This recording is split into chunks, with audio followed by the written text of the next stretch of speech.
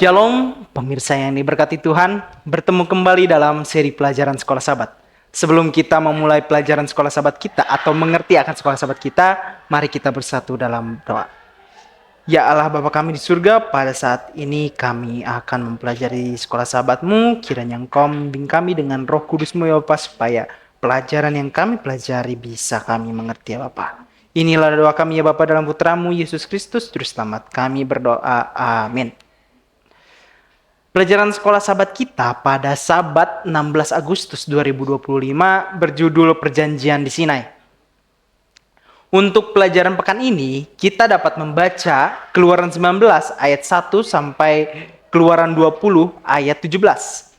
Dan Wahyu 21 ayat 3, Ulangan 5 ayat 6 sampai 21, Yakobus 1 ayat 23 sampai 25, Roma 3 ayat 20 sampai 24 dan Roma 10 ayat 4.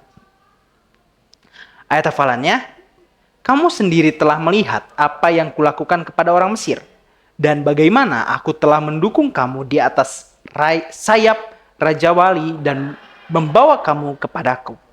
Jadi, sekarang jika kamu sungguh-sungguh mendengarkan firman-Ku dan berpegang pada perjanjian-Ku, maka kamu akan menjadi harta kesayangan-Ku sendiri dari antara segala bangsa.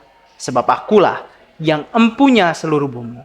Kamu akan menjadi bagiku kerajaan imam dan bangsa yang kudus.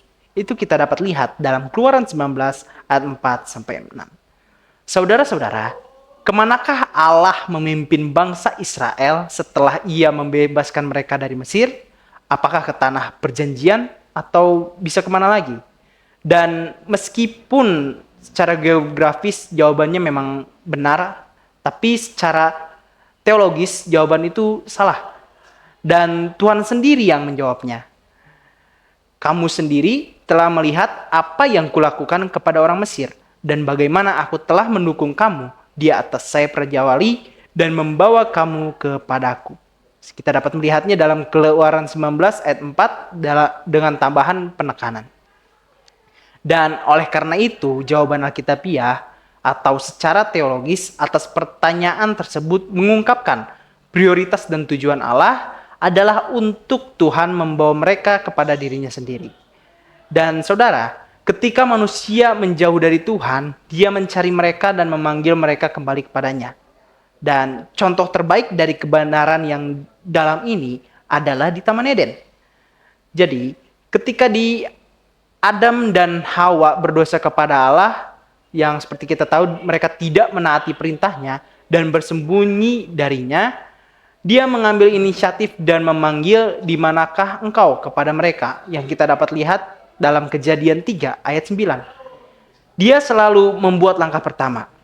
Dan Yesus menyatakannya juga dengan jelas, dari mana tertulis, marilah kepadaku semua yang letih lesu dan berbeban berat. Aku akan memberi kelegaan kepadamu.